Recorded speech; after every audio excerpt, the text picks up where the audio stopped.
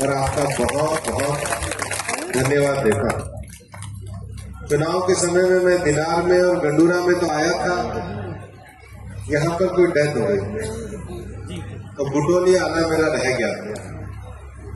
मैं सुनता भी रहता था कि बुटोली जो है ये मूर्तिकारों का भी गांव है, आदिकोट ब्राह्मण समाज के लोग हैं, और गंडूरा तो यहाँ की राजनीति का केंद्र रहा। हम तो गए भी थे कि घर के बाहर बैठने विजय साहब के, और मेरे को आज जब मैं आने लगा तो मैंने पूछा कि जो सबसे बड़ी समस्या है चंडी मंदिर तक के सड़क की है, तो सुखवंत जी प्रस्ताव बना करके भेजे, वन विभाग से कोई विषय होगा तो करके उसका कोई ना कोई समाधान पता है।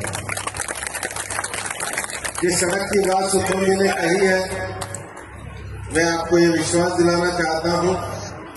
मैंने अभी कलेक्टर साहब से भी बात करी है, ये प्रस्ताव बना के सुखवंत जी दीजिए कि जो एनसीआर फंड में जो पैसा आता है इस बार इस सड़क को उसमें पास करा के और हम पूरा करने का काम करें।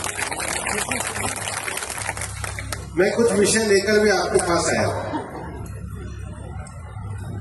वैसे तो मैंने आने के बाद कहा कि भाई मुझे माला मत पहनाओ और ज्यादा डीजे भी मत बजाओ। मैंने आकर के हर पंचायत को 11-11 पेड़ अपनी तरफ से दिए। ये इसलिए दिए कि 11 पेड़ से काम नहीं चलेगा। इस बार जब जून जुलाई में बारिश आए तो आपको इसमें 100 पेड़ जोड़ के हर गांव में 111 पेड़ लगा दें। अभी जब एसडीएम कह रहे थे, पेड़ कटने की बात कह रहे थे, भाई धरती पे दो ही लोगों का हमारे पे एहसान है। एक हमारी माँ का जिसने हमें जन्म दिया। कोई भी बच्चा 3-4 साल तक अगर माँ ना हो तो पहले धरती छोड़ के जा सकता है। ये माँ ही है जो उसको 3-4 साल तक पाल के खड़ा करती है, और 3-4 साल के बाद आप जो फ्रूट खाते हो, सब्जी खाते हो, ये धरती माँ ही देती है। दुनिया में कोई ऐसी फैक्ट्री नहीं बनी है जिसके अंदर गेहूं पैदा होता हो। गेहूं तो धरती माँ के खेत पे ही पैदा होता है। फल तो धरती माँ के पेड़ पे ही लगता है। फल फैक्ट्री में नहीं उगते।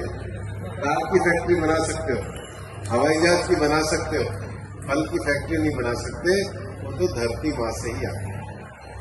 तो हमें जन्म देकर के खड़ा हमारी माँ ने किया और हमारा पालन पोषण धरती माँ ने किया। तो जिंदगी में इतना तो पुण्य कर जाओ कि एक पेड़ माँ के नाम लगाओ, जो आपकी माँ के प्रति और धरती माँ के प्रति आपका। और सरकार भी पूरी मदद कर रही है। सरकार हर गांव में कह रही है कि भाई नर्सरी लगाओ, मनरेगा के मजदूर सरकार देगी। 200 पेड़ लगाओगे तो उसमें मनरेगा के मजदूर सरकार देगी और धरती भी हरी भरी होगी। यही प्रधानमंत्री जी का एक पेड़ माँ के नाम अभियान है।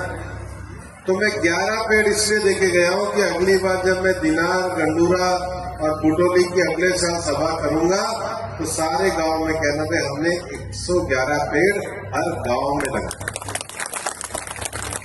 हम लोगों ने बच्चों के खेलने के लिए सांसद खेल उत्सव और पढ़ने के लिए ई लाइब्रेरी की व्यवस्था करी।